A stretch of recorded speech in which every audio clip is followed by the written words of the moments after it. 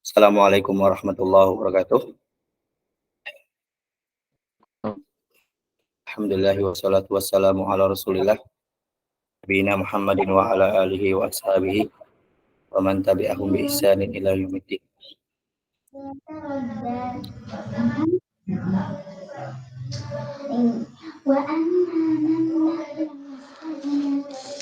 Buat sekalian, apakah suaranya jelas atau tidak? Jelas. Alhamdulillah. Baik, sebelumnya saya minta maaf ya, qadarullah tadi ini lagi di tempat ngajar. Jadi ngajarnya di tempat ngajar sore. Jadi nggak sempat pulang karena qadarullah lagi hujan deras, ini kejebak di Ma'had. Baik, kita lanjut saja pembelajaran kita hari ini. Insyaallah ta'ala kita dalam pertemuan yang keempat ini akan membahas mengenai hakikat dan majas. Hakikatu wal majas. Baik.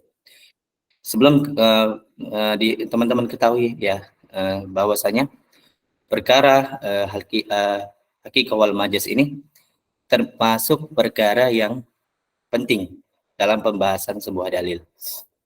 Dikarenakan apa? Dengan kita mengetahui hakikat dan majas, kita dapat membedakan mana dalil-dalil yang bersifat qat'iyah, yang tidak ada multi tafsir dalamnya, dan mana dalil-dalil yang bersifat dzanniyah, dalalahnya, yang bisa multi tafsir. Dan dari situ juga kita juga bisa tahu bahwasanya suatu ayat atau suatu hadis itu bisa banyak tafsiran dikarenakan banyaknya kemungkinan yang ada pada sebuah dalil tersebut. Nah, insya Allah hari ini pembahasan kita lumayan seru ya. Tapi insya Allah lebih seru lagi untuk besok, yaitu mengenai mantuk dan mafhum. Insya Allah pembahasan hari ini masih ringan-ringan, dan besok lumayan berat pembahasannya. Anak harap teman-teman sekalian besok itu mempersiapkan, kalau boleh baca dulu di rumah kitabnya. Kemudian kita pelajari dengan PPT, dengan penuh, dengan bekal sudah mempelajari sebelumnya mengenai mafhum dan mantuk. Insyaallah perkara besok itu lebih seru daripada hari ini. Baik. Belum kita mengetahui apa sih ayat-ayat yang hakikat, apa sih ayat-ayat yang majas, kita harus mengetahui bahwasanya dalam bahasa itu, dalam bahasa Arab, orang-orang Arab itu mengenal adanya sebuah lafaz atau sebuah kalimat yang menunjukkan sesuatu itu emang mempunyai maknanya dan dipakai maknanya itu dalam kita bilang kehidupan sehari-hari dalam berbahasa Arab. Digunakan kata itu pada tempatnya, tidak digunakan pada maksud yang lain. Misalnya kalau dalam bahasa Indonesia kita katakan bahwasanya tulisan kamu seperti cakar bebek, gitu saya bilangnya. Nah, perkataan seperti itu tidak dimaksudkan yaitu beneran seperti cakar bebek, bukan. Tapi bentuk ungkapan lain untuk menunjukkan sesuatu kekecewaan, bahwasanya tulisannya jelek banget. Tapi dengan bahasa yang lain, yaitu tulisan kamu seperti cakar bebek misalnya. Atau juga dikatakan ada bahasa yang langsung beneran seperti apa yang dikatakan itu maksudnya. Misalnya kamu bodoh sekali misalnya. Maka kata bodoh itu beneran, tidak ada maksud yang lain. Bodoh di sini maksudnya bodoh hatinya dan lainnya, enggak. Tapi maksudnya itu ya bodoh beneran, bukan maksud yang lain. Dan dalam bahasa Arab juga seperti itu. Ada kata-kata yang dia menunjukkan maksud itu sendiri dari sesuai dengan lafadznya itu sendiri. Itu dinamakan hakikat. Dan ada sesuatu kata yang digunakan, dia menggunakan kata lain dengan maksud yang lain. Itu dinamakan majas. Insya Allah kita akan tahu dengan banyak contoh dan perkenalan dalam hal ini, yaitu pada hari ini insya Allah ta'ala. disebutkan oleh muallif rahimahullah taala bahwasanya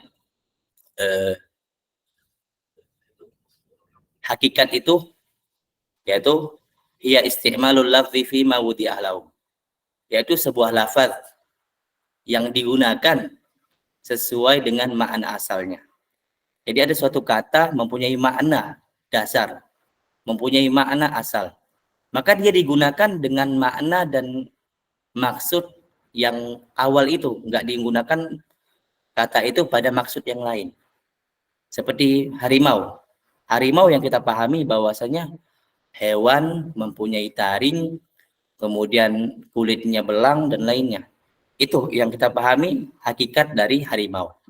Akan tetapi terkadang ada seorang lain yang menggunakan kata harimau dengan maksud yang lain. Misalnya, kejam banget dia seperti harimau. Nah, maka kata harimau di sini bukan dimaksudkan beneran fisiknya kayak harimau, kagak. Tapi ada sifat, ada sesuatu hal yang berhubungan antara dirinya dengan harimau. Tuh. Jadi kata harimau itu hakikatnya apa? Hewan buas bertaring yang mempunyai bulu yang corak misalnya itu ya artiannya. Maka itu hakikat dari harimau. Adapun makna lain dari harimau ada juga menggunakan lafaz harimau dalam maksud yang lain ada. Telah datang harimau desa misalnya. Tapi ini maksud di sini bukan harimau beneran, tapi maksudnya preman desa.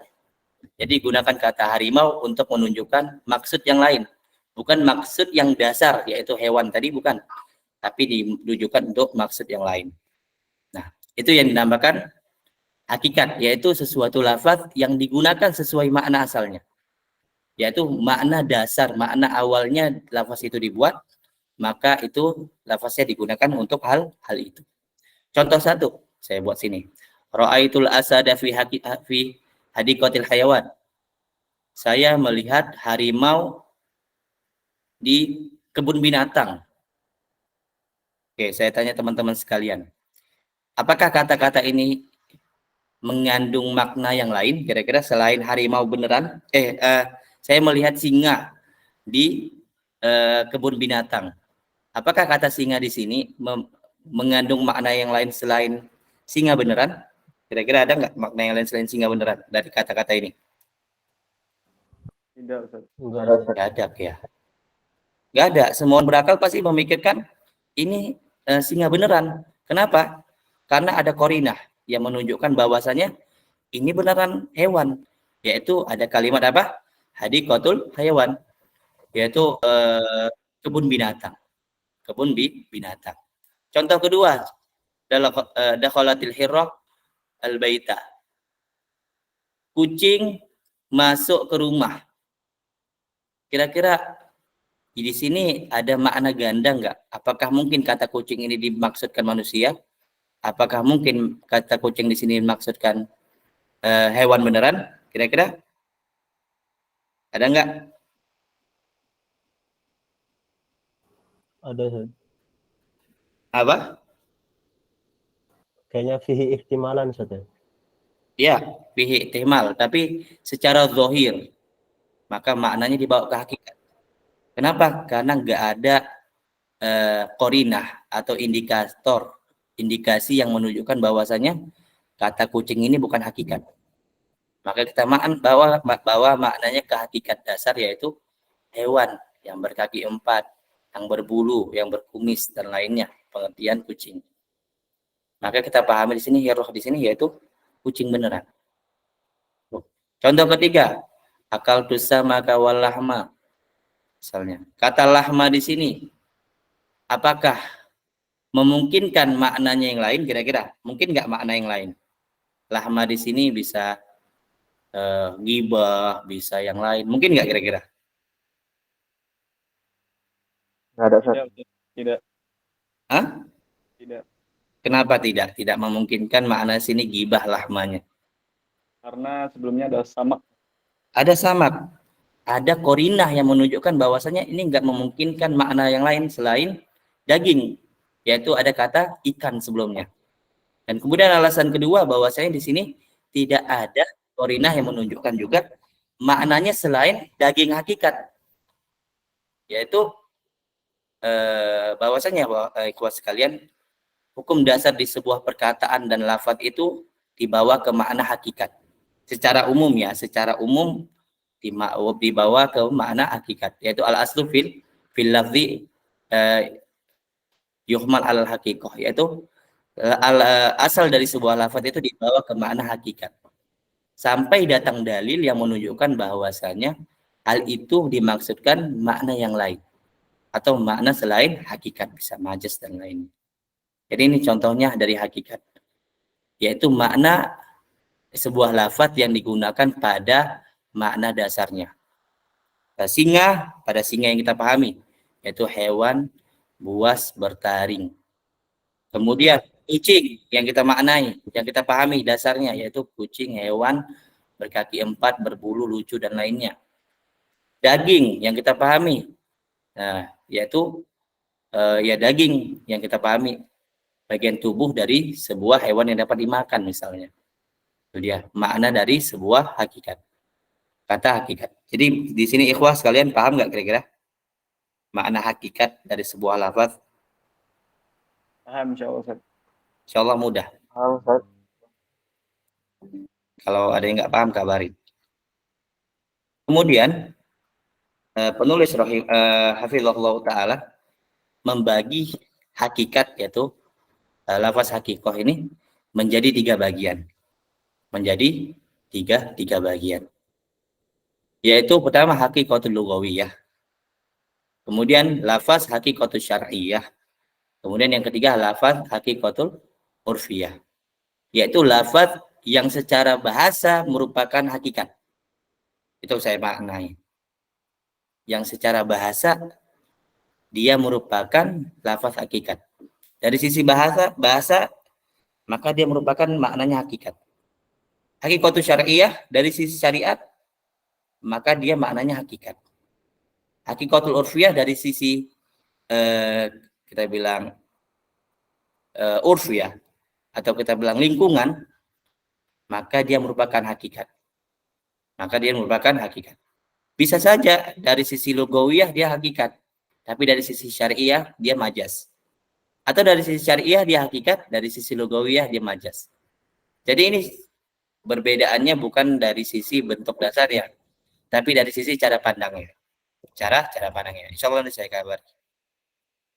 Yaitu apa diberikan takrif oleh muallif, yaitu al-mustafadu min wat'il lughah. Yaitu sesuatu yang bermakna dari dasar bahasa, kita bilang. Dari dasar sebuah bahasa. Misalnya al-asad, yaitu singa, diberikan pengertian oleh mu'alif misalnya, al-hayawan al-muftaris al-ma'ruf misalnya. Hewan buas yang dikenalin. Itu hakikatul lugawiyah. Yaitu kita paham kata asad secara bahasa, yaitu hewan buas yang kita pahami. Yang mempunyai jenggot misalnya kan. Harimau punya singa punya jenggot nggak? Punya ya. Punya jenggot, punya rambut yang lebat dan lainnya. Maka secara bahasa kata singa itu merupakan hewan buas yang kita kenalin. Secara bahasa. Maka ketika kita kembalikan kata al-asad dalam bentuk bahasa, dalam makna bahasa, maka yang dipahami ini. Misalnya juga ad-dabbah. Nah, dabbah dalam bahasa itu mayadbu al-ard min insanin, kemudian watairin dan lainnya. Wazahifatin, kata penulis ya. Yaitu dabbah itu secara bahasa, kata dabbah itu yaitu apa saja yang saya bilang merangkak, nggak cocok juga merangkak ya. Apa saja yang berdiri atau berjalan di bumi ini, itu dinamakan ad-dabbah. Bagaimana firman Allah Subhanahu wa taala, wallahu khalaqa kulla dabbatin mimma. Allah Subhanahu wa taala menciptakan segala dabbah, yaitu apa saja yang ada di muka bumi ini dari air. Nah, kata dabbah ini secara bahasa hakikatnya apa? Mayadu polal. Apa saja yang berjalan yang ada di muka bumi ini dari makhluk hidup. Itu kata dabbah dan kata asad dari sisi lugawiyah hakikatnya apa? Kalau asad al-hayawanul muftaris al-ma'ruf, dabbah ma yadubbu alal ard, yaitu apa saja yang berjalan merangkak di muka bumi ini. Itu dia. Kemudian ada hakikatus syariah, yang dia secara syariat merupakan makna hakikat. Dari sisi syariat dia merupakan makna hakikat, yaitu al-mustafadu min wat'i syar'i, yang berasal dari syariat, apanya? Maknanya dari syariat. Seperti sholat. Kalau sholat itu maknanya secara bahasa, hakikatul lugawinya itu adalah doa, yaitu kita bilang berdoa, permintaan. Tuh, sholat sebenarnya. Tapi secara syariat kita, yaitu hakikat syariat, itu dikatakan apa? Ibadatun maksusatun al-muftatahatun bitakbir, al-muftatahatu bitakbir wa mukhtatamatu bitaslim. Yaitu aqwalun wa af'alun, perkataan dan perbuatan yang khusus yang diawali dengan takbir dan diakhiri dengan taslim, yaitu dengan salam. Itu hakikat syariah.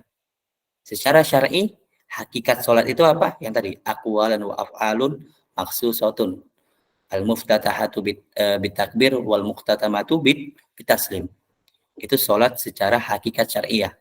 Tapi secara hakikat lugawiyah, doa, doa, yaitu doa, permintaan dan lainnya. Begitu juga fikih. Apa pengertian fikih? Ada yang masih ingat pengertian fikih secara syar'i apa? Ma'rifatul ahkam asy-syar'iyyah. Setelah itu Allati tariquha al-ijtihad.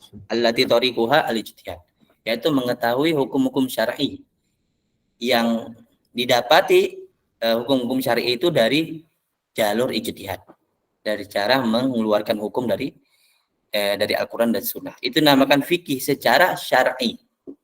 Adapun secara bahasa kira-kira apa fikih? Al-fahmu. Al-fahmu. Al-fahmu yaitu pemahaman. Nah, dan antum harus perhatian ya ikhwas sekalian. Bukan berarti apa yang ditunjukkan dalam Al-Quran itu adalah hakikatu syar'iyah, enggak. Terkadang Al-Quran menggunakan lafaz yang dia bentuknya hakikahnya lugawiyah, hakikatul lugawiyah. Tapi terkadang syariat menggunakan kata itu emang bentuknya hakikatul syar'iyah. Di antaranya tadi, wa ma min dabbatin fil ardi illa 'alallahi wallahu khalaqa kulla dabbatin mimma, misalnya.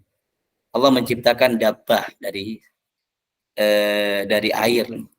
Kata dabbah yang Allah gunakan dalam Al-Quran itu masuknya ke hakikatul lugawiyah. Kemudian firman Allah Subhanahu wa taala, ya Syuaibu ma nafqahu katsiran mimma taqul. Wa ay Syuaib, kami enggak mengetahui apa yang kau katakan. Kami enggak memahami apa yang kamu katakan. Kata nafqah di situ nafham. Maka di situ Allah Subhanahu wa taala menggunakan yaitu hakikatul lugawiyah. Tapi kalau dalam kata salat, aqimus shalah wa atuz zakah. Apakah kata salat di sini Allah menggunakan hakikatul syariah atau lugawiyah? Kira-kira Syar'iyyah, Ustaz. syariah. Enggak boleh untuk memahami kata Allah aqimus shalah di sini hakikatul lugawiyah. Makanya ada sekte sesat itu mengatakan ya bahwasanya di sini kata salat ini artinya doa. Cukup doa saja, enggak perlu ibadah yang khusus. Enggak perlu. Nah, itu untuk harus pahami, bukan berarti setiap yang berasal dari Al-Quran dan Sunnah itu lafadznya syar'i, enggak, tidak. Tuh, jadi jangan latah dalam hal itu. Allah Ta'ala alam.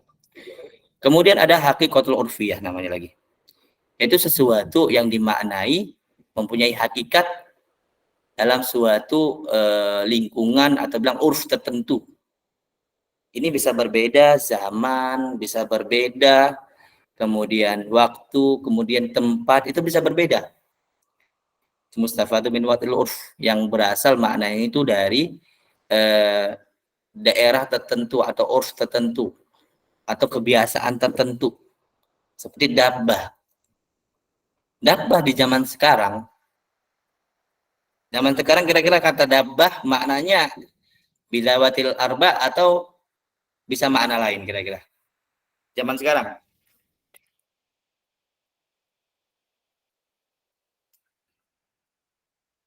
Kata dabbah zaman sekarang nih, zaman kita sekarang.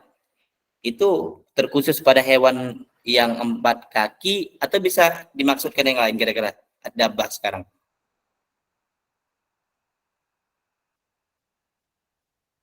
Paham nggak kira-kira soalannya? Nah, Ustaz. Nah, kata dabbah. Hewan. Tetap hewan. Antum yakin tetap hewan? Enggak, Ustaz. Nah, orang Arab terkadang itu pakai kata dabbah untuk kendaraan. Saat ini kendaraan itu digunakan kata dabbah itu terkadang ya digunakan maksudnya adalah kendaraan. Jadi urfnya sebelum itu tidak sama dengan sekarang. Kata urf dulu dabbah itu hewan yang punya 4 kaki. Zaman sekarang kata dabbah itu terkadang Arab itu menggunakan kata dabbah itu bisa jadi motor, bisa jadi mobil. Pokoknya kendaraan apa saja terkadang mereka menggunakan kata dabbah. Nah, dan urf ini bisa berubah setiap tempat, waktu dan keadaan. Nah, jadi hakikatul urfiyahnya pada zaman yang beliau tulis ini, dabbah itu hewan yang berkaki 4. Maka bisa berubah di zaman kita dan bisa juga berubah di zaman kedepannya. Bisa juga berubah di zaman kedepannya. Begitu juga al-jima'. Jima' kira-kira hakikatul lugawiyahnya apa? Mengumpulkan, Ustaz. Apa? Mengumpulkan. Ya, jima' itu hakikatul lugawiyah mengumpulkan. Makanya para ulama dulu diantaranya Imam Syafi'i punya kitab nama Jima'ul Ilmi. Kira-kira mungkin nggak itu hubungan badan ilmu? Kira-kira kayak gitu terjemahannya. Kagak. Tapi di situ maksudnya pengumpulan ilmu bisa dimaknai seperti itu atau kumpulan ilmu bisa juga dimaknai seperti itu. Tapi urf sekarang kira-kira al-jima' itu dimaknain apa? Al-wata', yaitu saya bilang berhubungan badan. Hatta Imam Suyuti wallahu alam ya, anak pernah baca. Beliau mengatakan al-wata' juga ini bukan makna asli lagi. Udah menjadi hakikatul urfiyah. Pernah lupa di kitab apa ya pernah baca ya. Tuh, Imam Suyuti pernah mengatakan itu bahwasanya al-wata' ini tidak makna hakikatnya, tapi al-wata'u ini sini merupakan hakikatul urfiyah yang sebenarnya punya makna lain lagi. Anak pribadi lupa ya. Nanti insya Allah Anda cari lagi kalau ingat. Nah, jadi inilah dia 3 jenis hakikat yang diberikan oleh penulis yaitu Syekh Hasan itu. Dan ini melihatnya tergantung cara pandang kita. Jika kita katakan sholat itu merupakan hakikatul syar'iyah, kira-kira sholat secara bahasa dibilang majas, sholat yang dimaknai dengan doa itu dibilang majas lugawiyah atau tetap hakikatul lugawiyah?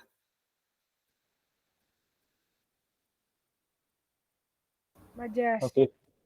Hah? Hakikoh atau majas. Jadinya kalau kita bilang sholat hakikatul syar'iyah, sholat adalah aqwalun wa af'alun maksusatun. Nah, itu dan seterusnya merupakan sholat. Maka kalau lugawinya kita bilang doa itu bentuknya jadi majas atau hakikat tetap. Hakikat, Ustaz. Hakikat secara Hakikat. Baik.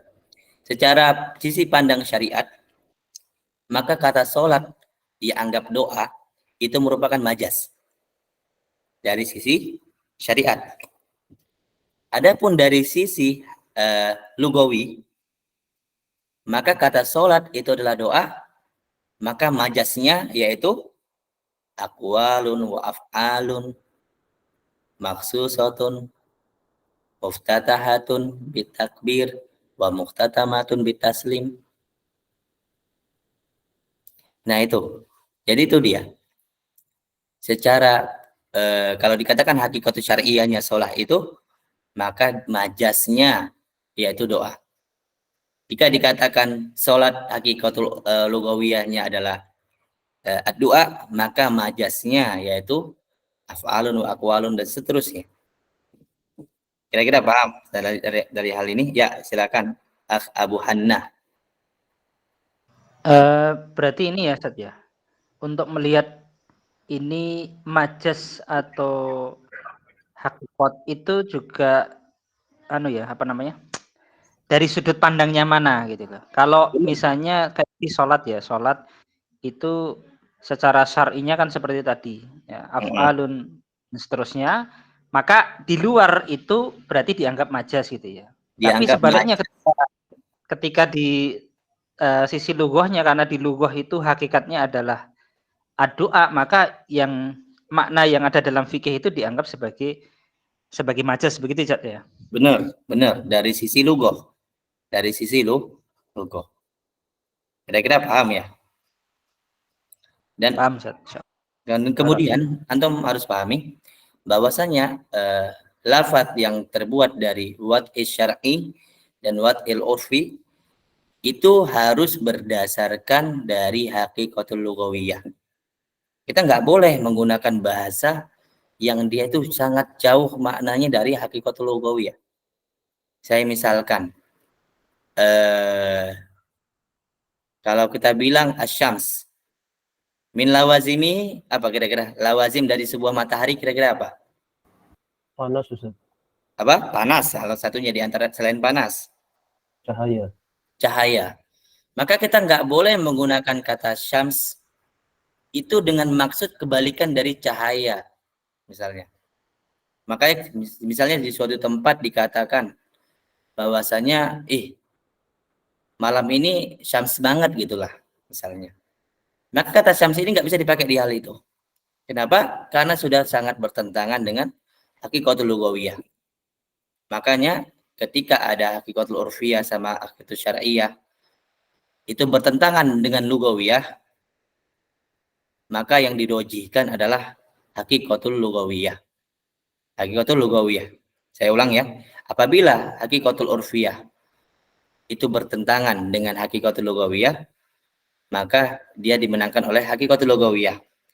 Tapi jika ada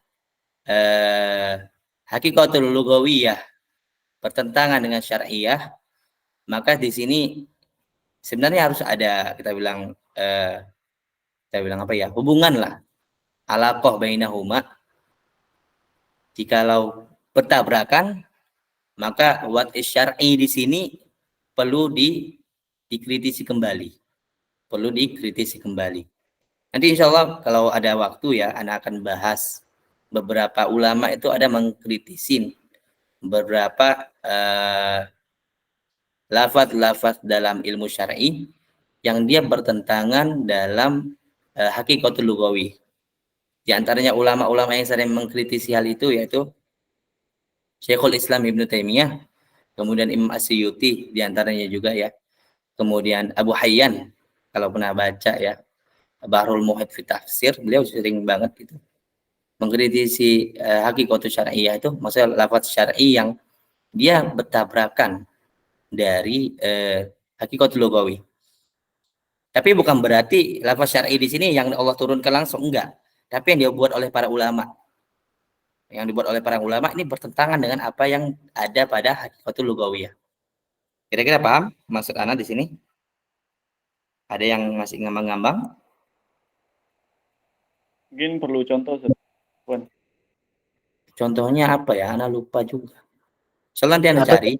ini Tat, tolong diulang sedikit tadi Tat, yang kritikan ulama-ulama itu Tat. Ya.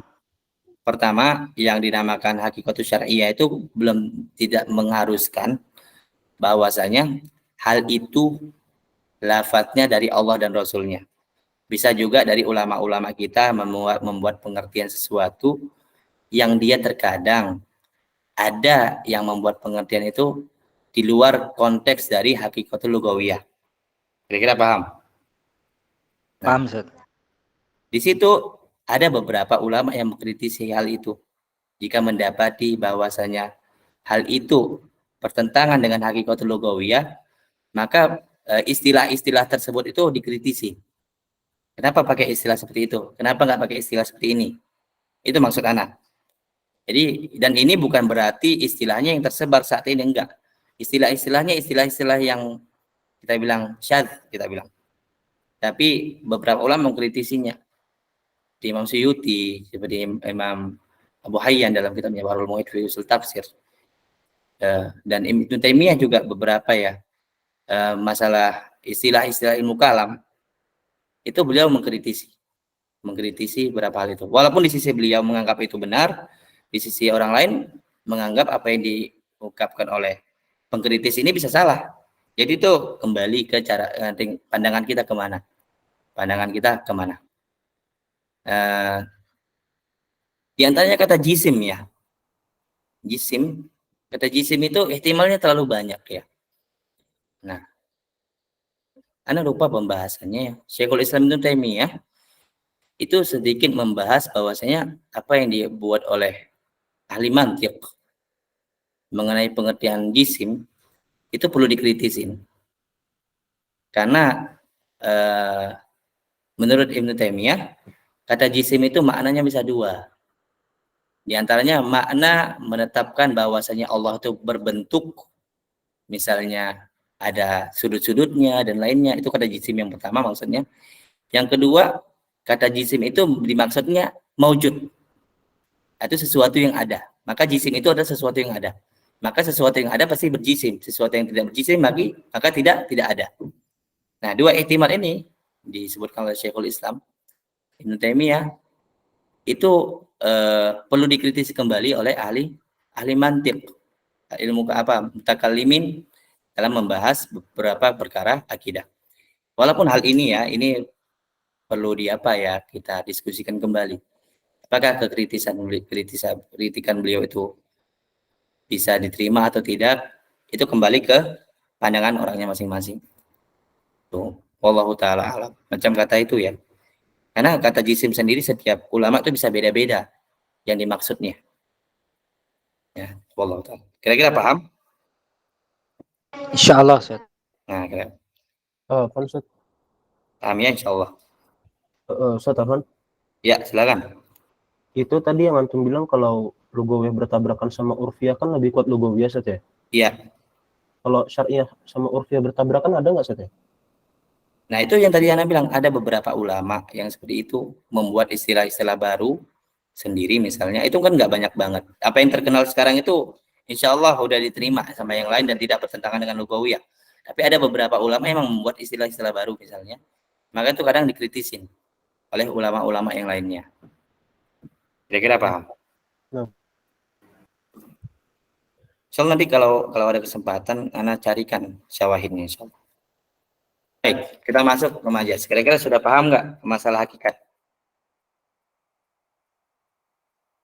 Ada yang masih ngambang masalah hakikat? Oke, Ana anggap antum paham.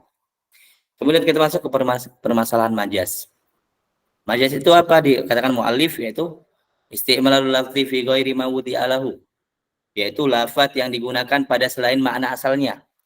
Jadi ada lafaz kemudian digunakan pada bukan tempatnya, kalau saya bahasakan. Misalnya harimau yang sebenarnya digunakan untuk singa digunakan untuk hewan yang buas, digunakan untuk maksud manusia. Kemudian dan lain-lainnya. Kemudian kita bilang benda-benda digunakan untuk sifat. Kemudian hewan digunakan untuk menggambarkan sifat seseorang. Dan banyak bentuk-bentuk majas. Nah, di antara contohnya yaitu contoh yang pertama nih, ra'aitul asada 'alal mimbar. Kalau dikatakan aku melihat singa di atas mimbar, ada nggak yang memahami dari kata ini bahwasanya ini beneran al hayawanul muftaris? Ada nggak kira-kira? Dari kata ini doang. Nggak ada Ustaz. Tidak ada. Mungkin nggak singa di atas mimbar? Tidak. Tidak mungkin. Apa yang bilang nggak mungkin? Bisa aja kan diletak. Benar nggak kira-kira? Ada orang iseng. Di sirkus mungkin Mungkin aja sirkus dan lainnya. Tapi ihtimalnya terlalu jauh. Benar nggak kira-kira? Jauh banget gitu. Nah, maka kita bakal menjauhi yang marjuh. Kita akan mendekati yang rojih. Maka yang di pikiran kita pertama kali ketika melihat kata ini, bahwasanya ini nggak mungkin hewan asli. Pasti sesuatu yang ada mirip dengan hewan itu. Apa keberaniannya? Makanya ketika kita mendengar lafaz ini, ra'aitul asada 'alal mimbar, aku melihat singa di atas mimbar, maka yang kita harus kita pahami pertama kali apa? Orang yang pemberani. Orang pemberani, atau kita bilang orang yang kuat bisa juga. Atau kita bisa bilang yang lain, orang yang ganteng misalnya, orang yang berjenggot, bersuara lantang, tegas dan lainnya, banyak kemungkinan dari kata al-asad di sini. Dan untuk kita maknakan ini adalah hakikat lugawiyah, itu terlalu jauh. Maka yang jauh kita nggak pakai, maka kita pakai yang majas. Dikarenakan apa? Ini kita pakai maknanya majas. Kenapa nggak hakikat? Kenapa kira-kira nggak hakikat al-hayawanul muftaris, al-ma'ruf? Kenapa kira-kira? Apa yang menyebabkan kita nggak boleh memaknai dari hal itu? Kata itu. Karena ada qarinah alal mimbar itu. Alal mimbar. Karena ada qarinah alal mimbar. Dan antum kalau anda pernah baca tesis ya, judulnya itu Qoro'in Indal Usulin, itu bagus banget ya tesisnya, 2 jilid ya. Itu masya Allah kalau antum baca kitab itu, antum akan ketika melihat lafaz itu semuanya antum bakal memikirkan qarinah khorijahnya atau dakhilahnya, lafziyahnya atau maknawiyahnya, banyak banget qarinah itu jenisnya. Nah, ketika ini salah satunya namanya qarinah lafziyah, nampak secara lafaz. Nanti ada juga qarinah dari sini khorijahnya, dari sisi luar, siapa yang mengucapkan. Misalnya kalau dibilang orangnya nggak pernah bohong sekalipun misalnya, kemudian mengatakan ra'aitul asada 'alal mimbar, aku pernah dapat nampak singa di atas mimbar.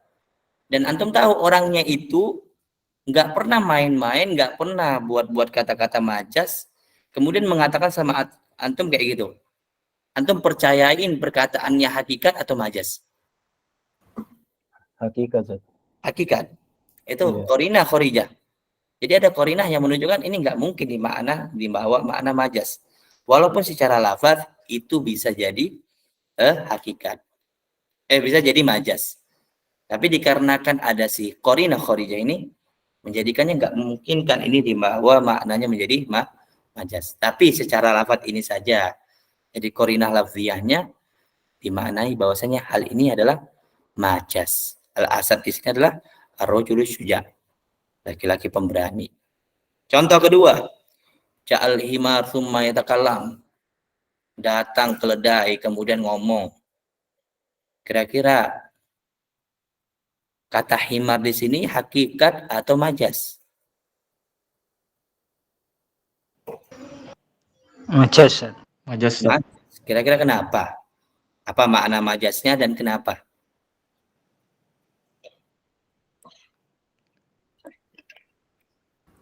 Ada qarinah yatakalam, Zat.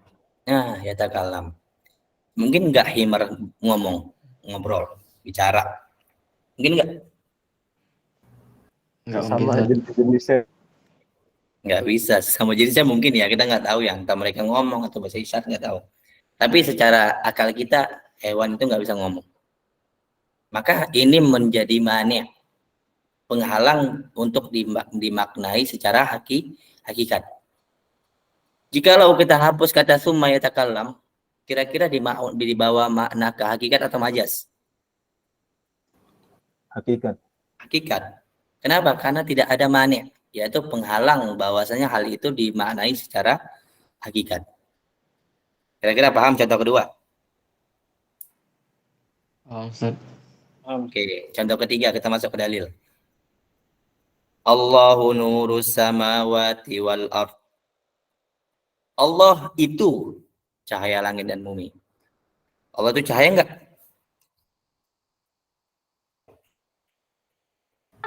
La, Iya, Zat. bukan. Allah cahaya Bukan enggak? cahaya. Astagfirullah. La, bukan. Lah, kan. Kalau yang mengatakan Allah itu cahaya, kafir hari ini juga. Kafir hari ini juga. Lah, ini kan Al-Quran, akhi. Harus dipahami langsung secara lafadznya. Setuju kagak kira-kira? Tidak, Ustaz. Tidak. Apa dimaknai dari hal ini? Maka ulama tafsir banyak banget penafsirannya. Allahu nurus samawati wal ard. Ana bawakan ini pendapatnya Ibnu Abbas ya. Dalam kitab tafsir At-Tabari. Yaitu Allah nurus memberi samawati. cahaya. Yaitu Allah itu apa? Pemberi cahaya. Bisa pemberi cahaya. Selain itu apa? Cahaya hidayah ya. Pemberi cahaya hidayah. Bisa memberi cahaya hidayah. Yang lainnya. Bisa juga Allah pemilik langit dan bumi. Bisa nggak kira-kira? Bisa juga. Bisa juga. Dan lain-lain. Makna yang cocok untuk Allah Subhanahu wa Ta'ala. Dan kita jauhi makna-makna yang tidak layak bagi Allah. Misalnya Allah itu beneran cahaya langit dan bumi. Tidak bisa. Maka itu nggak bisa secara akal, kita mustahil Allah itu merupakan cahaya. Karena Allah itu laisa kamitslihi syai'un. Allah itu tak serupa dengan apapun. Maka tidak bisa dipahami kata ini dengan kata hakikat. Harus dimaknai bahwasanya kata di sini adalah majas. Makanya para ulama menafsirkan masing-masing dengan penafsiran mereka. Hadi li ahlil samawati wal ard, pemberi hidayah bagi orang di langit dan di bumi. Kemudian Allah Subhanahu wa Ta'ala mengatakan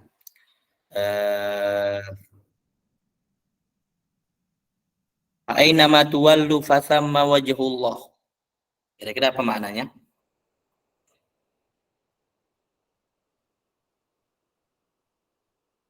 Aina ma tuwallu fathamma wajhullah. Artinya? Kiblat, Ustaz. Enggak, terjemahannya dulu. Apa kira-kira?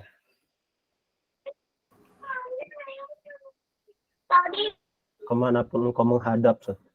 Nah, kemanapun kamu menghadap, di situ ada wajah Allah. Wajah Allah Allah. Subhanahu wa Ta'ala. Nah, apakah di sini kita maknai secara hakikat atau kita maknai ini secara majas? Majaz. Cara majas. Dan ini yang dilakukan oleh para ulama tafsir kita. Seperti Imam At-Tabari menafsirkan dari kata-kata ini yaitu kiblah. Yaitu al-kiblat. Yaitu kiblat. Ada juga menafsirkan kata ridho di sini. Yaitu maksudnya keridhaan Allah Subhanahu wa Ta'ala. Dimanapun kita menghadap sholat, di situ ada keridhaan Allah Subhanahu wa Ta'ala. Tuh. Nah, dan itu misalnya diantara misalnya dari majas dari Al-Quran. Wallahu ta'ala alam. Kira-kira paham makna majas? Alhamdulillah paham. Paham. Ada yang masih ngelayang-layang atau apa gimana? Ada? Paham, Ustaz, insyaallah. Oke. Baik, kita lanjut. Kemudian penulis Hafizahullah Ta'ala ada yang nanya ya. Contoh ketiga yang mana tadi? Yang apa? Allah nurus samawati. Oh, itu Hadi. Beliau itu. Ada yang apa? Itu yang tulis itu pendapatnya Ibnu Abbas. Hadi li ahli samawati wal ard. Memberi petunjuk bagi orang yang di langit dan di bumi. Itu pendapatnya Ibnu Abbas. Baik, kita lanjut. Kemudian mu'alif hafizahullah ta'ala memberikan beberapa jenis majas. Sebenarnya majas itu banyak ya. Banyak. Tergantung pembagian ulamanya masing-masing dan tergantung penamaan ulamanya masing-masing. Saya pribadi kurang mendalami mengenai jenis-jenisnya yang banyak itu. Tapi diantara yang saya bisa jelasin 4 ini saja saat ini. Dan yang harus pahami majas itu apa? Yaitu lafaz yang digunakan pada selain makna asalnya. Maka Syekh Hasan itu memberikan 4 jenis majas. Pertama, majas mursal. Huwa kalimatun ustu'milat fi ghairi ma'nahul asli. Li'alaqati ghairil musyabahah. ma'a qarinatin mani'atin min idratil ma'nal asli. Yaitu sesuatu kata yang digunakan pada selain makna aslinya. Nah, dikarenakan suatu alaqah itu suatu hubungan, kita bilangnya, suatu keterikatan yang dia bukan dalam bentuk musyabahah, yaitu penyamaan bentuk, penyamaan sifat, enggak. Jadi situ enggak berhubungan sama mursal, bukan termasuk majaz mursal. Yang menghubungkan antara sama-sama sifatnya, sama-sama apa enggak. Yaitu ma'a qarinatin mani'atin min idratil ma'na al-asli. Yaitu yang dengannya itu ada juga qarinah yang melarang bahwasanya makna dari asli itu untuk dipakai, terlarang di situ. Terlarang. Jadi majaz mursal itu menggunakan suatu kata yang dia digunakan itu bukan pada tempatnya. Insyaallah nanti kita kasih contoh di sini. Kemudian ada majaz akli, yaitu huwa isnadul fi'li au ma fi ma'na ila ghairi man huwa lahu ma qarinatin mani'atin min idratil isnadil haqiqi. Yaitu menyandarkan suatu perbuatan, majaz akli ini, atau apa yang pada maknanya kepada selain yang bukan melakukan perbuatan itu. Kepada selain yang bukan melakukan perbuatan itu secara hakikatnya. Dikarenakan ada qarinah yang melarang bahwasanya perbuatan itu benar nggak mungkin dikerjakan oleh orang yang disandarkan itu. Orang yang disandarkan itu. Itu majaz akli, yaitu menyandarkan suatu perbuatan atau semisalnya kepada selain yang melakukan pekerjaan tersebut. Dan majaz akli ini bukan ini doang ya, pengertiannya banyak dan alaqahnya juga banyak. Dan alaqahnya banyak. Bahkan nanti saja ya. Kemudian majaz az-ziyadah, yaitu ziyadatu fil kalam yumkinu fil asli istighna'u anha lakinnaha ji'a biha li amrin akhar. Yaitu menambahkan dalam suatu lafaz yang memungkinkan penambahan itu dilepaskan, dihilangkan darinya. Akan tetapi datang kepada kalimat tersebut sebagai pelengkap lah kita bilang. Sebagai pelengkap suatu kalimat, sebagai pelengkap suatu kata. Bisa juga ziyadah di sini untuk takkid dan lainnya. Untuk mubalaghah juga bisa. Yaitu menambahkan pada perkataan suatu lafaz yang memungkinkan kalimat tersebut dilepas darinya. Jadi lafaz itu sebenarnya bisa dilepas dari kata itu, tapi ditambahkan dengan suatu alasan tertentu. Kemudian ada majaz nuqsan, yaitu hasfu ba'dil kalimah awil lafzah li'illatin muayyanah, yaitu menghapus sebagian kata atau lafaz dikarenakan alasan tertentu. Itu majaz nuqsan. Sama seperti majaz ziyadah dan lainnya, bisa dikarenakan untuk ta'zim, bisa dikarenakan untuk mubalaghah, bisa dikarenakan banyak hal. Para ulama banyak menyebutkan hal itu di kitab-kitab usul fikih mereka di pembahasan majaz dan hakikat. Kita langsung ke contoh biar paham langsung antum. Baik. Di antara contoh majaz mursal, inni arani a'siru khamra. Apa artinya? Ada yang paham artinya?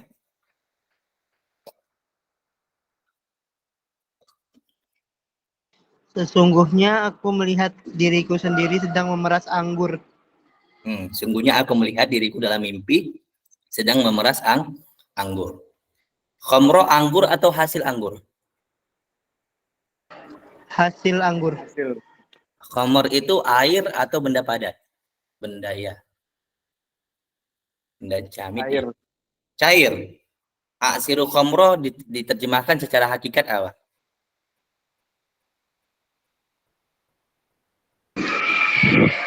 Memeras hasil anggur apa hasil fermentasi anggur? Memeras cairan khamr kita gitu kan ya, secara hakikat kan benar kan? Khamr itu kan cairan kan? Memeras cairan khamr. Air khamr kita bilang. Mungkinkah cairan atau air diperas? Enggak sih. Tidak. Hah? Bisa nggak kira-kira? Tidak. Tidak, Ustaz. Nggak bisa. Nggak bisa.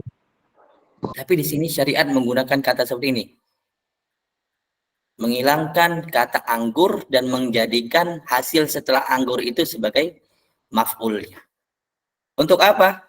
Ini sebagai majas. Majas. Alakohnya apa? Iktibar masayakun. Kenapa digunakan seperti ini? Dalam bentuk hasil yang akan datang. Hasil yang akan datang. Maka syariat menggunakan ini aroni asiru khamra. Aku melihat diriku dalam mimpi, aku memeras anggur. Sebenarnya kayak gitu. Tapi enggak. Aku melihat dalam mimpiku, aku itu memeras air khamr. Sebenarnya kagak. Nah, itu takwilan, itu maksud yang pertama. Sebagian juga ulama yang menolak adanya majas, maka mereka mengatakan ini maf'ulnya sebenarnya ada dua. Maf'ulnya ada dua sebenarnya. Yang pertama inab, yang kedua khamron. Nah, jadi khamr di sini menjadi hasil dari inab. Maka nggak ada majas sebenarnya di sini. Nah, itu takwilan oleh orang-orang yang mengingkari majas. Ini caranya ini majas mursal. Yaitu bisa menghilangkan atau menambah atau menggunakan kata lain yang sebenarnya nggak bisa digunakan secara akal kita, tapi digunakan sebagai bentuk iktibar masayakun, hasil yang akan datang alakohnya. Dan alakoh dari majas ini banyak banget ya. Imam Az-Zarkashi dalam kitabnya Bahrul Muhit, seingat saya itu ada 38 alakoh dalam membuat sebuah majas. Dalam membuat sebuah majas. Anda bisa baca dan di kitab Bahrul Muhit fi usul fiqh punyanya Badruddin Az-Zarkashi rahimallahu taala. Kemudian yang kedua majas mursal, wa yunazzilu lakum minas sama'i rizqa. Kira-kira arti terjemahan secara hakikat, secara letter lab-nya apa?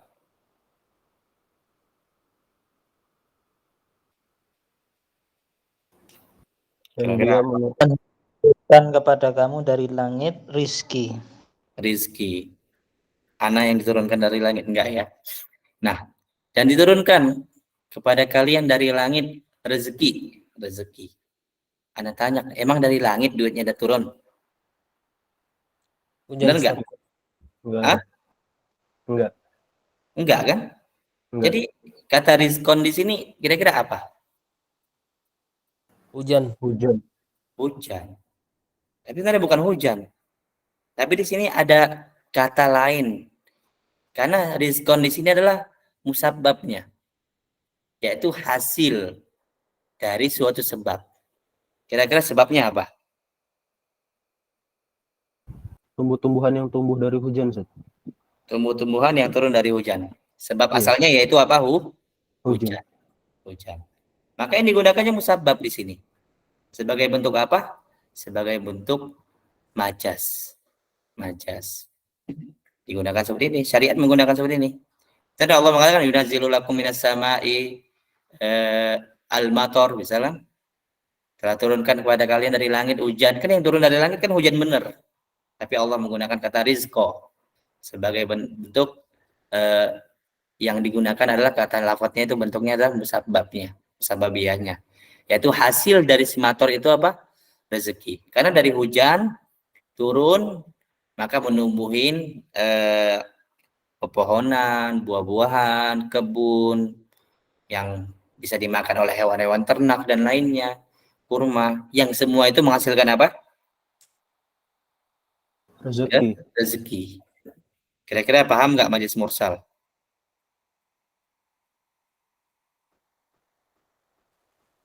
Ada yang masih paham ya dengan contoh ini ya? Oke, baik. Kemudian majas akli. Oke, siapa mau baca? Silakan.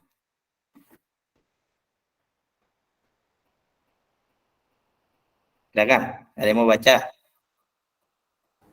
Anda, Ustaz. Silakan. Majaz akli banadu qawiyin al-madinata al-jadidah. Salatil anhar. Apa? Enggak.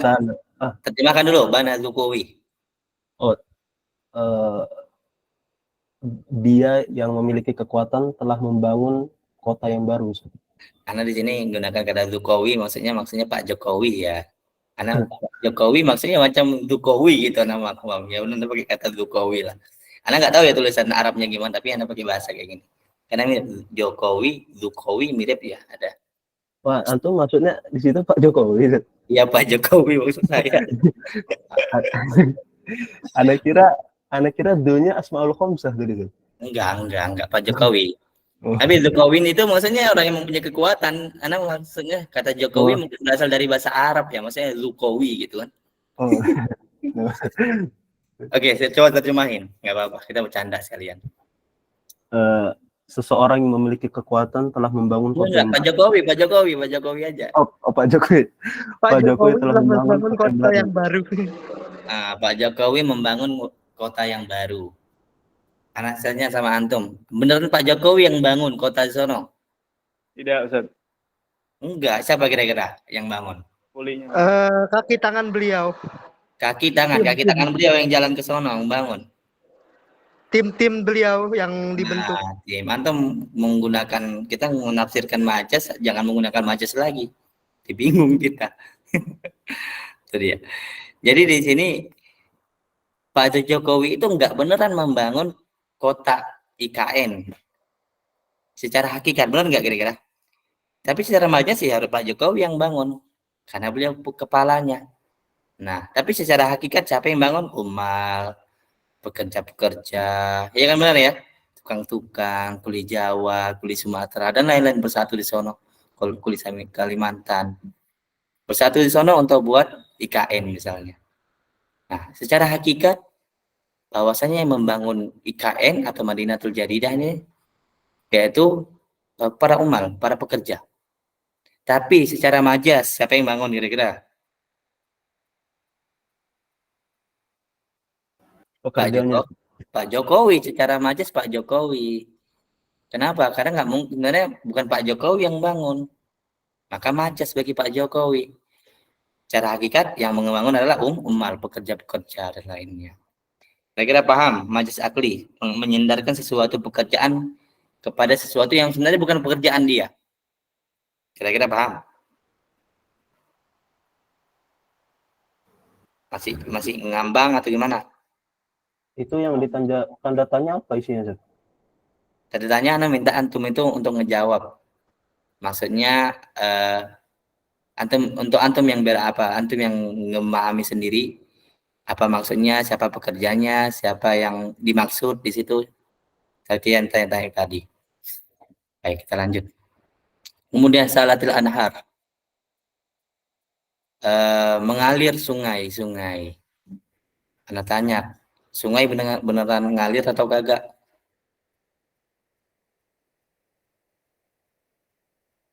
Enggak, Ustaz. Hah? Sungai yang jalan kah? Yang jalan airnya, Ustaz. Airnya. Maka sebenarnya yang pekerjaan mengalir itu siapa? Airnya atau sungainya? Airnya. Airnya. Maka di sini majas. Nggak mungkin sungai itu mengalir. Kalau mengalir sungai gempa kita semua. Hancur badan apa tuh. Indonesia kalah Piala Dunia. Maksudnya timnas Indonesia. Benar. Majas akli juga. Karena kita semua nggak kalah Piala Dunia. Yang kalah cuma timnasnya doang. Nah benar. Bagus. Contohnya. Bagus. Masya Allah. Barakallahu fiik. Nah baik. Kira-kira yang mengalir tadi siapa? Apanya yang mengalir? Sungainya atau airnya? Airnya, Ustaz. Airnya. Kira-kira paham majas akli?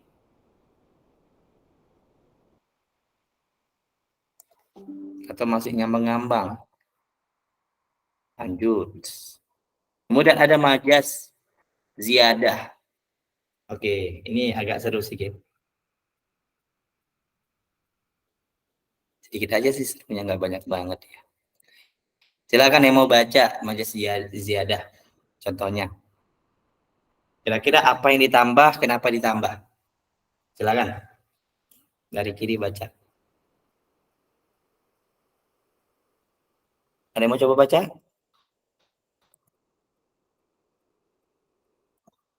Suaranya didengar atau tidak? Nah, Ustaz, kedengaran. Coba, siapa yang mau baca?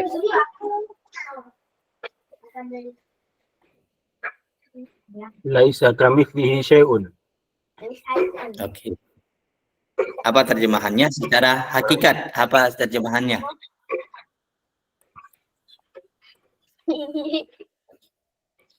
Bukan Secara hakikat. seperti bukan seperti dia sesuatu. Tidak ada sesuatu yang menyamainya. Nah, itu terjemahan antum dan terjemahan rapi. Yang Anda tanya terjemahan hakikatnya. Oh, nah, paham. Kira-kira apa?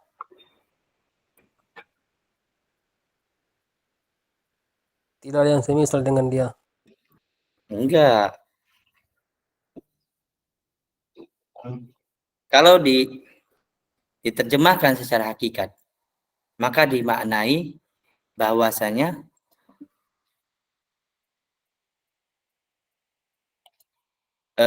secara hakikat dimaknai di sini adalah kita bilang bahwasanya Allah itu tidak ada serupa dengan tidak ada semisal dengannya gitu kita bilang. Kata semisal yang pertama ini menghapus semisal yang kedua. Dan kata semisal dua ini dihapus dengan laisa. Maka menghasilkan yaitu sesuatu itu ada yang sama dengannya. Maka kalau sebenarnya kata laisa kamitslihi syai'un di sini itu secara hakikat maknanya sesuatu itu ada yang sama dengan Allah Subhanahu wa taala. Atau bisa cari di kitab-kitab apa ya? Di Khulasath di sini juga dibahas kayaknya. Ini kita baca kalau nggak salah ya. Nah. Nih, falkaf zaidatu wa illa fahiya bi ma'na mithal fayakunu lahu ta'ala mathilun wa huwa muhal. Nah, kaf di sini bentuknya tambahan. Kalau enggak, maka maknanya adalah semisal. Maka bagi Allah Subhanahu wa taala ada sesuatu yang semisal atau seimbang dengan Allah Subhanahu wa taala. Jadi kata laisa kamitslihi syai'un itu secara hakikat artinya Allah Subhanahu wa taala punya sesuatu yang mirip dengannya.